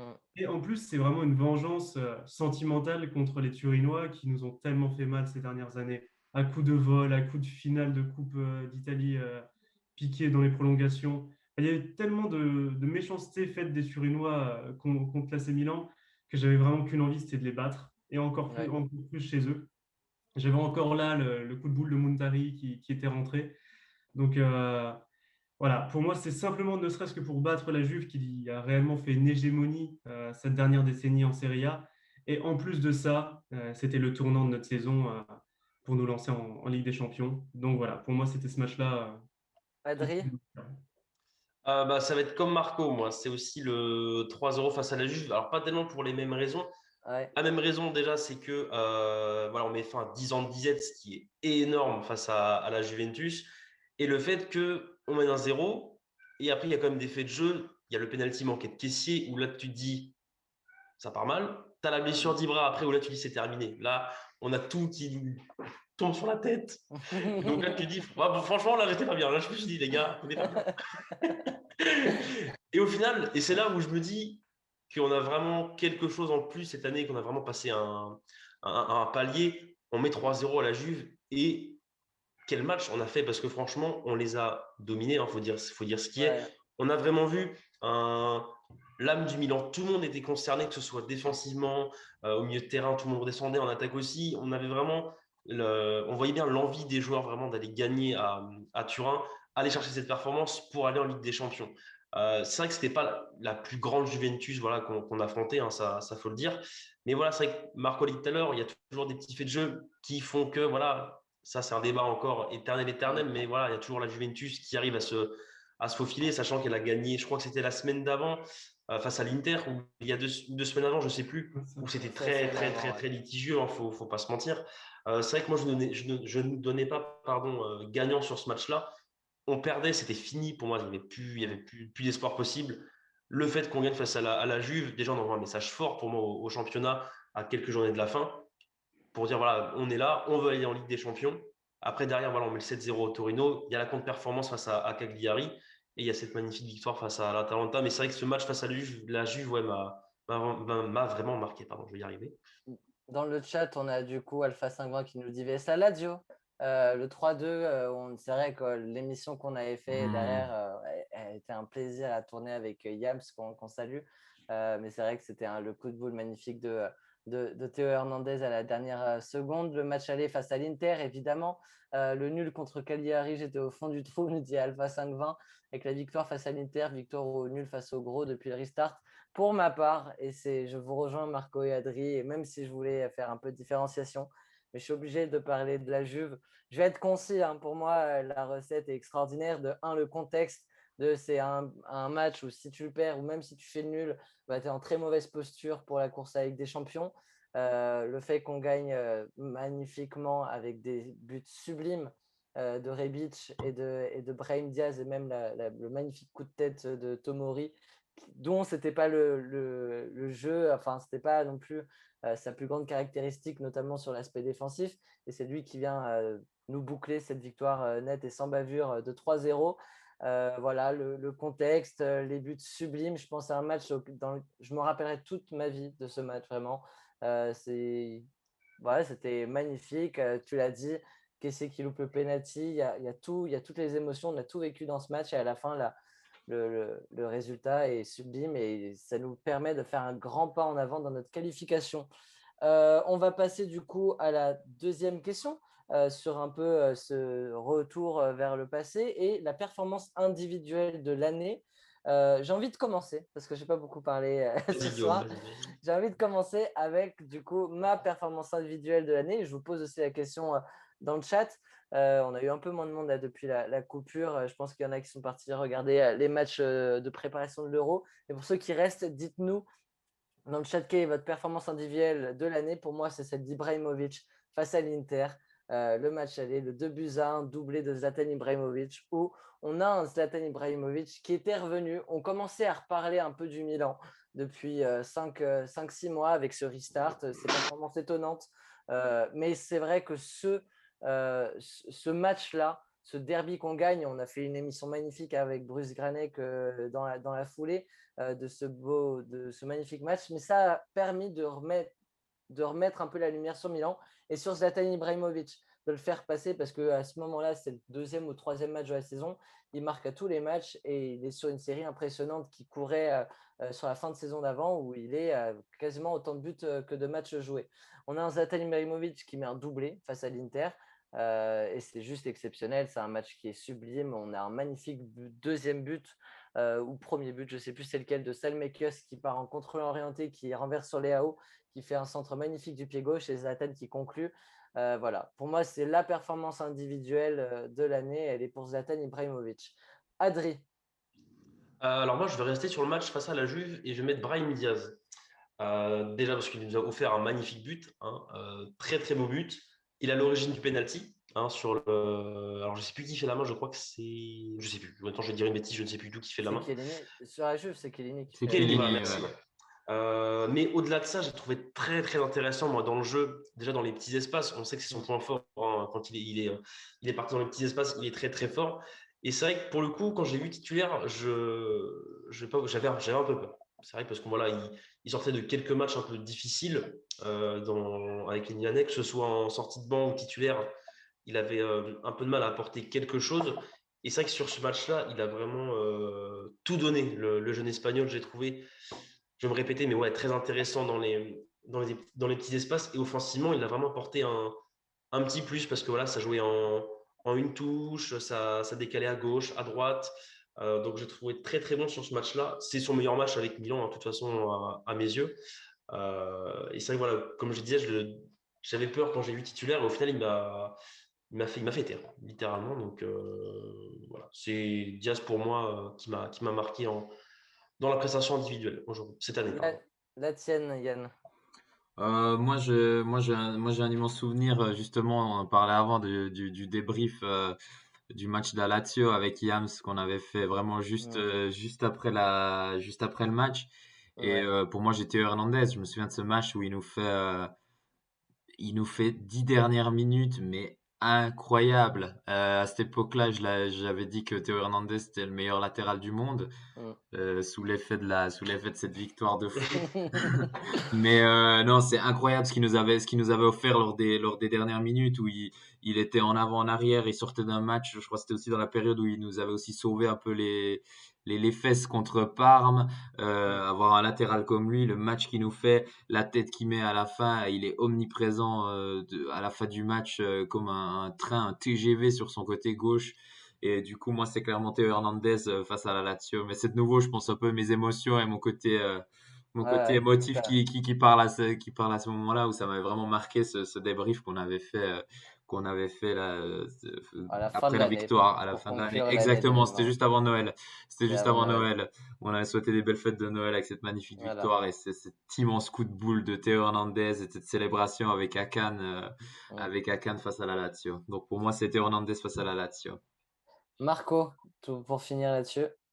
Et ben moi, je vais te suivre. Je vais partir sur Ibra, mais pour un autre match. Je vais prendre le match contre Naples, où on Ouais, bat cette dernière 3-1 chez elle, où avec on a le Ibra qui nous met Maquet. donc un doublé et Mm. qui nous met surtout un premier but de la tête quasiment entrée de surface qui vient de nulle part. Et c'est vraiment le but qui, de un, débloque la situation. Et c'est le Mm. genre de but qu'on attend de grands, grands joueurs comme lui Mm. pour porter un club. Là, c'est littéralement le genre de match où il nous a pris sur ses petites épaules et il nous a emmenés. Et en plus, voilà, il y a son deuxième but où Rebic, si je ne dis pas de bêtises, centre, il la prend au deuxième poteau pour la mettre dans le but. Voilà, c'est le match parfait d'Ibra. Vraiment le moment où il est marqué par deux défenseurs qui sont grands, costauds, et malgré ça, il te met un but magnifique de la tête. C'est voilà, typiquement pourquoi Ibra a bien fait de revenir chez nous. Et c'est l'allégorie même pour moi, ce match, comme tu l'as dit aussi avec celui de l'Inter, d'un Ibra qui revient à la maison pour nous reporter sur la scène internationale. Merci Marco, merci Axfer de 7 pour le follow. On va passer maintenant aux 3 récompenses. Le but de Hoguet aussi était pas mal, nous dit Andrea. On va passer aux 3 récompenses de la saison. On va commencer, donc nous allons élire la déception de la saison. Le but n'est pas de tacler, mais plutôt, voilà, l'année dernière, on l'avait fait avec Philippe Genin. C'était Paqueta qui avait été élu déception de la saison. Il a magnifiquement brillé cette saison avec Lyon. Mais c'est vrai que voilà, on a des joueurs peut-être qui nous ont déçus. On élira ensuite la meilleure progression. C'était Kessié l'année dernière qui avait remporté ça. Et puis ensuite le MVP de la saison. On reviendra donc là-dessus. Voilà, ça, on est à plus d'une heure d'émission. Donc messieurs, je vais vous demander un peu d'être concis là-dessus vu qu'on va sûrement parler des mêmes joueurs. Marco, allez, je vais te laisser commencer pour ta déception de l'année. J'espère ne pas faire d'ennemis, mais je vais partir pour Raphaël Leao parce que c'est simplement, voilà, le mot déception lui colle vraiment bien à la peau cette saison parce que c'est un joueur, et on le sait, il est bon, il est excellent, il a un pied en or, il peut faire des choses incroyables. J'ai en tête son but contre la Fiorentina lorsqu'on perd 3-0. Mais voilà, on a vraiment un joueur qui est monstrueux et pourtant cette saison, surtout en deuxième partie de saison, bah, c'était catastrophique, quoi. C'était pas très bon. En première partie de saison, on avait l'attitude qui n'était pas là. En deuxième partie de saison, il y avait un gros manque de confiance. Mm. Après, voilà, certains diront que Pioli a sa part de responsabilité parce qu'il ne l'a pas fait jouer à son poste, etc. Moi, je vous répondrai que c'est aussi, voilà, Pioli n'avait pas vraiment le choix. On a été obligé de l'aligner parfois en neuf, parfois sur le côté. Il n'a pas eu un poste régulier, c'est clair. Mais au bout d'un moment, je pense que malgré le fait qu'on ne le mette pas dans sa position de prédilection, un joueur de sa trempe et de son calibre au niveau technique peut proposer des choses et pas simplement faire un match à se balader devant, sans être méchant contre lui, mais simplement à pas réussir à faire grand-chose, quoi. C'est pour ça que pour moi, Léao, c'est notre flop de l'année, notre grosse déception, parce qu'il peut énormément et cette saison, il n'a pas pu. Axel Vic qui nous dit Castillero pour sa part. Yann, quelle est ta déception, toi? Ma déception de cette année, ça me fait du mal. C'est notre numéro 13, Romagnoli, qui pour moi, n'a pas été à la hauteur. On sait, c'est comme Léao, c'est une déception. On pourrait parler de Castillero, mais Castillero, est-ce que quelqu'un s'attendait à grand-chose? Non, Non. Donc on je va suis pas pas être déçu. déçu. On va Je pas suis être pas déçu. déçu. On va pas, je suis pas déçu. Je le savais. J'aurais pu vous le dire en août dernier que ça allait se finir comme ça. On peut pas, on n'est pas déçu de Castillero, mais un Raphaël Leao, on sait le talent qu'il a. Il est incroyable. À Romagnoli aussi, sur quelques matchs, ou bien que ce soit la saison passée aussi. Euh, il a des énormes capacités et là d'un coup une petite blessure, un petit coup au moral qui va pas et puis c'est vrai que notre capitaine a quand même fait une bonne partie de la deuxième partie de saison sur le banc. Et puis il a aussi, je me souviens de quelques matchs où on concède des pénaltys, où on se prend des buts bêtes, où Mm. notre capitaine n'arrive pas à marquer comme il faut l'attaquant de pointe. Et puis ouais, voilà, pour moi c'est ma déception de cette saison, c'est Romagnoli. Mais j'ai aucun doute sur les talents du joueur. Il est très fort. J'ai envie qu'il reste. Pour moi, c'est aussi quelque chose Mm. d'important. Hum. C'est un joueur qui a galéré avec nous. C'est un joueur qui a toujours été là et pour moi, il a sa place chez nous et il va être important l'année prochaine pour jouer en Champions League parce qu'on ne peut pas jouer en Champions League avec seulement deux défenseurs et éventuellement un Gabia en joueur de rotation. Donc, ouais, pour moi, c'est ma déception, mais je suis sûr qu'il va rebondir, Alessio Romagnoli. Moi, sans rentrer dans un débat parallèle, mais Romagnoli, la question que je me pose à la fin de cette saison, c'est est-ce qu'on n'a pas vu son plafond en fait? Est-ce qu'il n'a pas atteint son niveau, qui est un bon, enfin, c'est un bon joueur de Serie Mhm. A, mais est-ce que on n'est pas sur le plafond de Romagnoli? Du coup, pas cette saison, parce que du coup, cette saison a été moins bonne que celle d'avant, mais peut-être est-ce que les saisons entre 2017 et 2020, est-ce que c'est pas le plafond et le prime de Romagnoli, qui est du coup un très bon défenseur de Serie A, comme je le dis, mais au même niveau qu'un Cherby. Et on n'est pas sur un défenseur de classe A international comme ont pu l'être Kenny et Bonucci par le passé. Marco, pour répondre un peu à ça. Pour la faire courte, hein, je pense que moi, je suis pas très adepte de ce côté plafond, parce que quand on voit des joueurs comme Kier, typiquement, le mec, l'année C'est dernière, vrai. enfin, ça a été une daube à l'Atalanta, personne ne le voulait. Il arrive chez nous, il trouve, je sais pas, une ambiance, peut-être une tactique, quelque chose qui lui va, et cette année, il est monstrueux, c'est un des meilleurs défenseurs de Serie A. Donc peut-être que Romagnoli se réveillera. Moi, je suis partisan évidemment, comme l'a dit Diane, de le garder. Je pense qu'il n'a pas forcément atteint son plafond. Simplement, faut, voilà, un joueur de foot, ça marche à la confiance. Il faut qu'il retrouve sa confiance. Il faut qu'il retrouve son vestiaire. Et voilà, on aura beaucoup de matchs à lui prêter l'année prochaine. Je pense qu'il aura son temps de jeu. Et voilà, à voir l'année prochaine. Mais je pense qu'il est un peu trop tôt pour dire s'il a atteint son plafond. Ok, merci. Tu as complètement répondu au truc et entériné le débat, mais de manière très classe. Il y a pas de souci. Amine, merci pour le 15e follow. Merci beaucoup, Amine. Adri, toi, ta déception de la saison. Je vais faire court parce que je vais rejoindre Marco, hein. Pour moi, c'est Léao. On sait que c'est un potentiel. Ce joueur, il a montré de très belles choses. Mais le problème, c'est que c'est trop irrégulier. Sur un match, tu vas pas le voir pendant les 70 minutes. Et puis, il va commencer à courir les 5 dernières minutes. Il va te réussir un dribble, deux dribbles, juste une fulgurance. Mais à côté de ça, il va pas apporter grand-chose.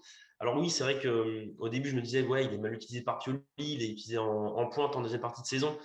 Mais à un moment donné aussi, il faut qu'il s'adapte. C'est bien beau de toujours vouloir jouer sur l'aile gauche.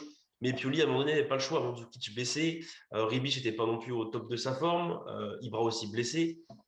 Rebic en pointe, c'est pas non plus terrible. Il est mieux à gauche. Donc c'est vrai que Léao, déçu. faut pas oublier que, alors oui, c'est vrai que chaque fois on parle, on joue toujours en pivot avec l'attaquant, les longs ballons devant de Kier pour l'attaquant.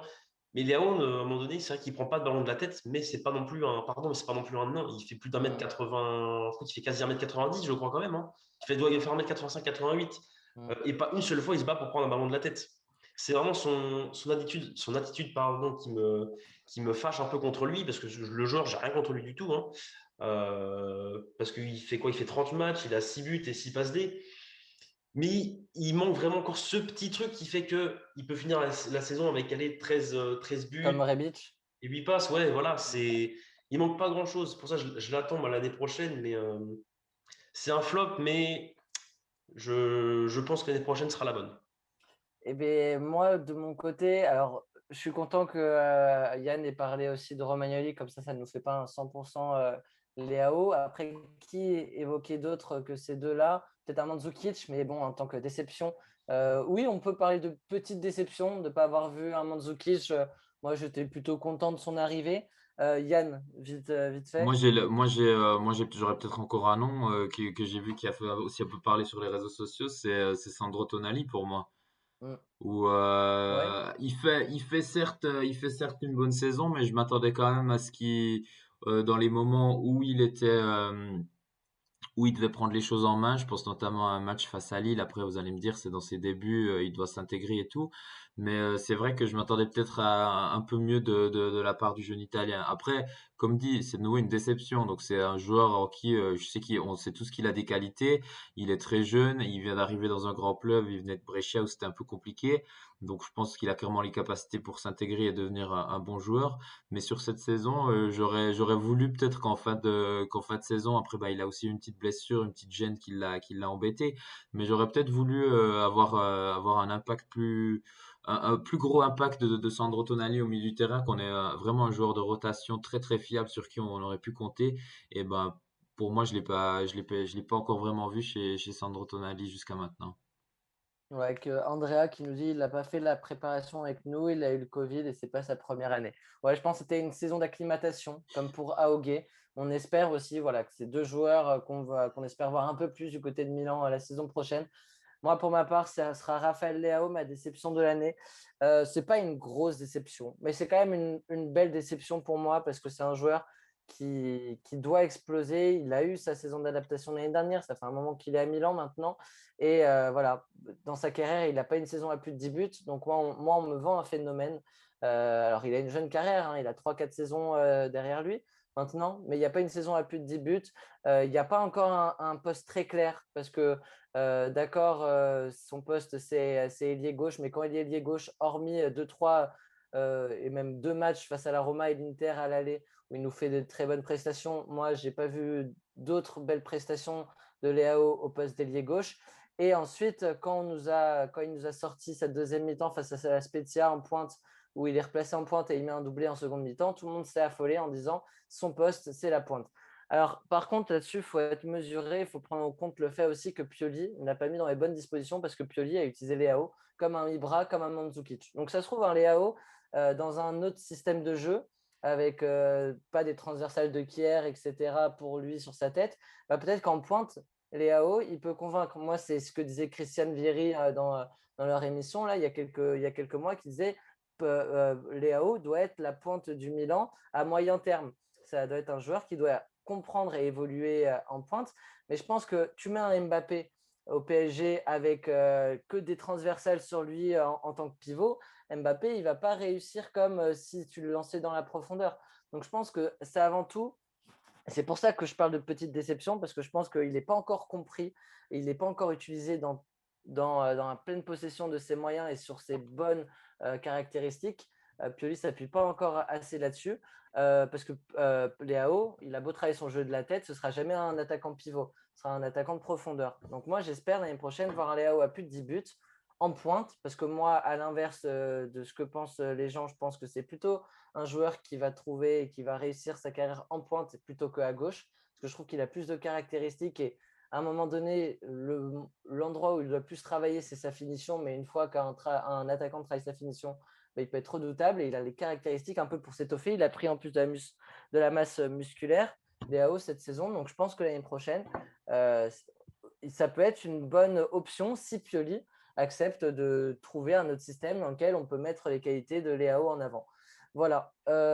Oui, ça parle de l'inclure dans l'offre, descendre le prix de Paul. Alors, je ne sais pas de qui on parle. De Aogué, ok.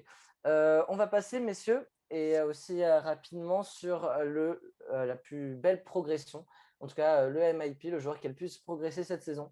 Adri. Alors moi, en MIP, j'ai mis Calabria. C'est un joueur qu'on attendait beaucoup, tous. C'est vrai que depuis son arrivée à Milan, il n'a pas vraiment passé ce step-up, toujours vraiment au même niveau, voire un peu en déclin l'année dernière, où vraiment il a sorti une saison très très compliquée. Mais cette année, j'ai trouvé, je vais dire, monstrueux, moi, notre latéral italien formé à Milan. Beaucoup critiqué. Parfois, pas tellement à juste titre. Hein. Sur les réseaux, j'en voyais parfois assez dur avec. Il s'est vachement amélioré, je trouve, moi, en 1 contre 1. Plusieurs fois dans des matchs, alors j'ai plus de matchs en tête, mais plusieurs fois, je fais la réflexion, ah bah si, face à la Juve, où il a tenu Chiesa, on l'a pas vu du tout, par exemple, hein, tu parles de la Juve, mais il y avait d'autres matchs, mais c'est vrai que c'est vraiment ce match-là, moi, qui m'a marqué de Calabria, où il a vraiment mis Chiesa au match retour dans sa poche, hein, faut le dire. Chiesa n'a jamais vu le jour. Et c'est vrai que je le trouve plus serein défensivement, offensivement mieux aussi. Ses montées sont peut-être un peu plus mesurées, parce que c'est vrai que parfois l'année dernière, je me souviens, il montait, mais il redescendait moins. Alors, Théo aussi, on peut me dire ça aussi, hein, mais bon, Théo peut revenir beaucoup plus rapidement qu'un Calabria. Puis je suis content pour Calabria, parce que c'est vrai que c'est un joueur qui formé au club, qui s'est fait un peu taper sur les doigts, parfois pas tellement à juste titre, comme je l'ai dit. Donc, c'est vrai que ça fait du bien de voir notre latéral, parce que c'est vrai qu'on avait Conti, donc c'est vrai que l'année dernière, on faisait Conti, Calabria, bon, c'était pas terrible. Et au final, c'est vrai que moi, j'ai trouvé vraiment très, très bon Calabria. Là, il a enfin vraiment passé ce step-up. Et c'est vrai qu'au début de saison, on se demandait, voilà, est-ce que Calabria arrière droite, est-ce que ça va le faire?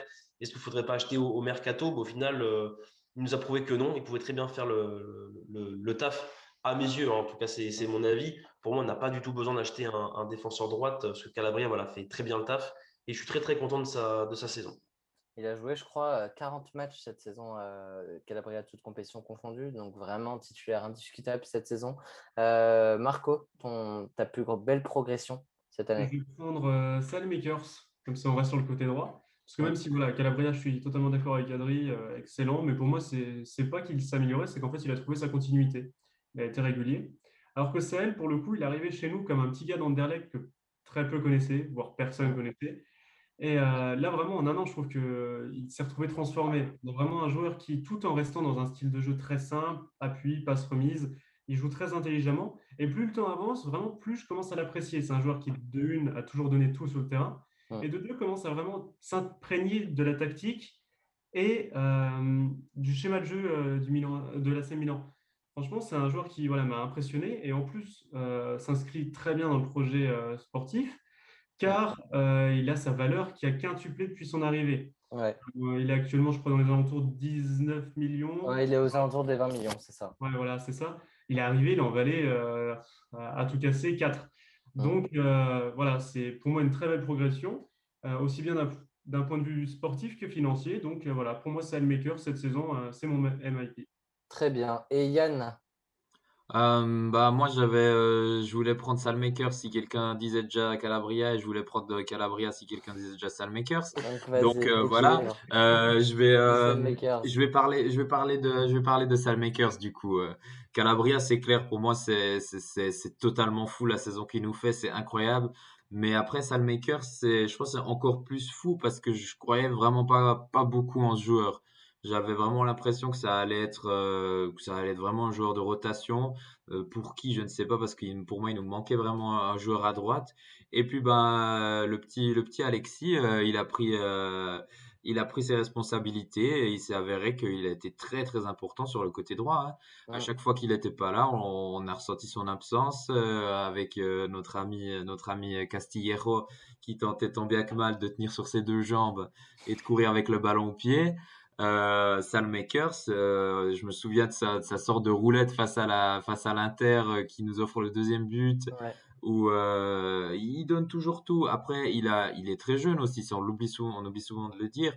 Il est très jeune, il a encore beaucoup de choses à apprendre. Il arrive depuis le championnat belge, dans le championnat d'italien. Je trouve qu'il s'acclimate très très vite. Il donne toujours tout sur le terrain. Parfois, il fait pas toujours les mauvais choix. C'est peut-être un manque de lucidité parfois dans la dernière passe, dans un dribble de trop qu'il fait. Et après, peut-être aussi son comportement aussi, des fois qui m'a un petit peu agacé, son agacement et puis cette manie qu'il a de vite donner encore un petit coup, ce qui lui a valu quelquefois des expulsions Ouais. ou des cartons débiles. Donc, mais ça aussi, je pense, c'est des erreurs de jeunesse, c'est son petit côté bad boy. On peut pas écouter Weshden dans sa voiture et ensuite aller sur le terrain et pas casser les jambes aux adversaires, quoi. Donc Bon, voilà, pour moi, progression de la saison, j'ai envie de mettre Alexis Salmakers. ok, très bien. Et ben pour ma part, ce sera Calabria pour toutes les raisons que vous avez évoquées sur ce joueur. Il s'est vraiment imposé 40 matchs cette saison, Calabria. Je crois que il me semble, parce que je suis en train de travailler sur le conseil de classe, mais voilà. Il est dans les meilleurs taux, en tout cas, de points par match. Je crois même que c'est celui qui a le meilleur taux, à plus de 2,24. Je crois 2,24 points par match quand il est sur le terrain. Calabria, c'est juste phénoménal. Et il n'est pas phénoménal. C'est un très bon joueur, en revanche. Et faut vraiment passer le cap de dire Calabria est plus qu'un bon joueur, parce que cette saison, c'est un très bon joueur. Il a beaucoup progressé en 2020. Je l'ai trouvé encore meilleur en 2021, où où l'équipe fléchissait. Lui, s'est vraiment imposé sur ce couloir droit. Et pour le coup, il a eu de plus en plus de concurrence, hein. Dalot revenait très bien. Dalot arrivait quand même. Et si on avait eu un Conti à Pesin Calabria, Dalot aurait pris la place à coup sûr, parce qu'il a vraiment montré de belles choses, le Portugais, qu'on aurait pu aussi citer dans les mentions honorables, peut-être pas dans la plus grosse progression, mais en tout cas, entre le Dalot qui est arrivé et le Dalot qui a fini, il y a quand même une belle progression à souligner. Mais oui, Calabria, c'est quand même quelque chose de magnifique qu'on vit. On a un joueur qui, comme le disait Andrea tout à l'heure, je crois, a vraiment sacrifié l'Euro pour finir la saison avec Milan sur une jambe, mais la finir quand même. Et voilà, c'est un joueur qui a l'amour du maillot, c'est un joueur qui adore le maillot, qui va prolonger sans une grosse revalorisation salariale, mais c'est un joueur que moi, je vois à l'Ignazio Abate finir sa saison et sa carrière plutôt à l'AC Milan. On va finir en beauté. Alors, on en a beaucoup parlé, je pense, dans les dernières émissions. Je pense qu'il n'y a pas débat, ou alors je vous écoute. Mais le MVP de la saison, roulement de tambour, il s'agit de la meilleure progression de l'année dernière, Franck Yannick Kessié. Il a été extraordinaire cette saison, meilleur buteur de Serie A chez les milieux de terrain. Alors, beaucoup sur penalty, mais il a le mérite d'en mettre beaucoup. Pas tous, mais il a le mérite d'en mettre beaucoup. Mais c'est surtout un joueur qui s'est rendu indispensable. Indiscutable, il était déjà, même quand il n'était pas bon. En revanche, indispensable, ça a été le cas en 2020-2021. Marco, un petit mot sur notre Ivoirien. Alors pour moi, en effet, le MVP, c'est Castillejo. Non, je déconne. Évidemment, on sait Oh Caissier. là. Il y a pas photo. Moi, pour moi, il est MVP surtout parce que c'est donc, de un, le pivot central de notre plan de jeu. Ouais. Tactiquement, sans lui, notre plan de jeu tombe relativement à l'eau. Mm. Et parce que j'ai aussi hésité avec Ibrahimovic pour son apport à l'équipe, pour tout ce qu'il a donné sur et hors du terrain.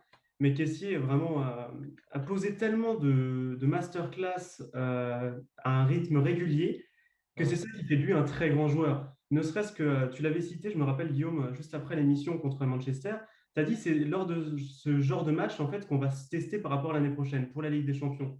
Et Kessié, pendant ce match-là contre Manchester à l'aller, il te fait une masterclass. Ouais. Et pour moi, c'est typiquement, voilà, c'est Kessié, c'est le mec qui, dès l'année prochaine, même si nous, on n'y était pas en Ligue des Champions, il pouvait se barrer dans un club, un grand, grand club, et jouer la Ligue des Mm. Champions. Et d'ailleurs, pour moi, on voit qu'un joueur commence à vraiment être excellent quand les autres communautés, même si elles ne s'y connaissent pas forcément sur notre club, commencent à le réclamer. J'ai vu sur Ouais. Twitter notamment la communauté des fans du Barça qui commençait à réclamer un caissier dans leur équipe. J'étais sur les fesses, quoi, pensant qu'il y a quelques saisons, je lui souhaitais tout le mal possible. Je le voulais loin de mon club. Et maintenant, voilà, on l'a dit l'année dernière, progression magistrale. Et maintenant, cette année, un véritable monstre sur le terrain et surtout un monstre régulier. Et dernier petit point que je voulais apporter, je vais faire mon bon vieux capitaliste. Dans le point de vue projet financier, c'est la plus grosse augmentation en un an sur la valeur marchande, c'est-à-dire qu'il était il y a un an pile poil, à un mois près, à 20 millions et Ouais, actuellement il est à 55 millions. ouais. Voilà, pour un club qui, en début de saison, était pas sûr de se qualifier pour la Ligue des Champions, c'est juste le genre de joueur qu'il nous faut. La quicheta sur Kessié, on veut le bloquer, voilà, contrat de 6 ans, 5, 7, 10 millions. Adri, tant il est indispensable. C'est vraiment la pièce maîtresse pour moi à Milan. C'est vrai qu'on a eu les absences de voilà, Benacer, Ibra qui ont beaucoup pesé sur le jeu milanais, mais c'est vrai que tu enlèves un caissier, je suis pas sûr que ce soit non plus bien mieux. Pour moi, c'est même Mm. pire. Tu enlèves un caissier, le jeu milanais est totalement déboussolé, si je puis dire. C'est vrai que c'est un joueur qu'il faut prolonger, qu'il faut même blinder, parce que c'est vrai que moi, pour le coup, s'il devait choisir entre foutre 12 millions sur un Donnarumma ou un caissier, moi, mon choix vite fait, c'est caissier. Bon, j'espère qu'il ne réclamera pas 12 millions, mais bon, dans l'idée, voilà. Mais non, il fait vraiment une grosse saison. Puis au milieu de terrain, il est tellement important parce que déjà, il dégage une sérénité incroyable. Il en impose énormément aussi, notre Ivoirien, et d'une voilà, régularité incroyable aussi. Et juste au niveau des stats, cette saison, c'est quand même 88% des passes réussites en moyenne, ce qui est énorme. Et il est noté en moyenne à 7,15 sur 10 par match, généralement. Donc c'est vrai que ce qui Il a, prouve vraiment que. Oui, vas-y, Guillaume. ouais. Non, il a joué 94% des minutes de Hmm. Serie A, Ouais, ce qui est Kessié. énorme. Donc, ouais, voilà, qui nous prouve vraiment que c'est vraiment un joueur voilà, qui est endurant en plus de ça. Donc, c'est le MVP. Et ouais, pour moi, c'est limite indiscutable, quoi. Magnifique. Et puis, on va finir sur Yann, qui n'a pas encore parlé de notre Du Ivoirien. président, Du coup. du presidente. Que dire de plus? Que dire de plus de tout ce que j'ai déjà pu le couvrir d'éloges durant toute la saison, le président. Mm. Il est partout sur le terrain. Techniquement, c'est très fort. Il se présente sur le point de penalty avec toujours un calme incroyable. Alors certes, il en rate quelques-uns, mais tout le monde en a déjà raté. Et ce qui est très très important, c'est que c'est un joueur sur lequel on peut compter physiquement. Tu viens de le dire, Adri. Combien? 94% de présence sur les minutes jouées en Serie A. Dans les semaines où on avait des doubles matchs, il tapait le match le jeudi en Europa League, le match le week-end en championnat, toujours avec la même intensité, toujours avec la même grinta, toujours avec la. C'est fou de pouvoir compter sur un joueur pareil dans notre effectif, c'est absolument incroyable. Pour moi, il mérite plus que tout ce titre de MVP. On aurait peut-être pu parler aussi de Zlatan, mais pour moi, un joueur qui manque autant de matchs que ce que Zlatan. Enfin, quand Zlatan est sur le terrain, c'est clair, il n'y a rien à dire. Notre équipe est totalement transformée, notre jeu est Mm. totalement transformé. Mais le fait que Kessie ait pu jouer tous ses matchs, toujours avec la même intensité, toujours avec le même niveau, parce que pour moi, il a tenu son excellent niveau tout au long de la saison, on ne peut que donner ce prix de MVP à l'Ivoirien de cette saison. Eh ben magnifique. Bah, moi, je vous rejoins. Voilà, j'ai pas grand-chose à rajouter encore une fois. On va conclure cette émission. Merci à vous tous. Merci à tous ces nouveaux follow, à ceux qui nous suivent depuis bien longtemps, comme Alpha 520, voilà, à Andrea aussi, qu'on voit assez régulièrement. Merci aux nouveaux. On essaie vraiment de construire et de mettre en place une belle communauté francophone. Je suis allé boire un verre la semaine dernière avec un ami, enfin un ami, un collègue de Bordeaux, fan de l'AC Milan aussi. Donc voilà, on avait parlé de ceux qui étaient à Metz, etc. Il y a une grosse communauté là-bas. Donc n'hésitez pas, les bars réouvrent mercredi jusqu'à 23h Les en bars sont France. déjà ouverts en Suisse, les Oui, amis. ouais, mais en France, il l'était aussi, mais le couvre-feu passe de 21 à 23h. On n'a pas de En tout, couvre-feu en Suisse, les gars, toute la nuit. En tout cas, mercredi, donc oui, décalement du couvre-feu jusqu'à 23h, mais également le retour de l'apéritivo pour la dernière de la saison. Ce ne sera pas en direct, donc vous aurez tout le temps de la voir ensuite sur YouTube, mais il s'agira du 11 top et du 11 flop de la Banterera. Voilà, parce qu'on peut enfin dire que cette Banterera est finie. Donc voilà, dans une émission assez drôle à faire, Nous avons fait notre 11 des meilleurs joueurs de la Banterera et notre 11 des pires joueurs de la Banterera.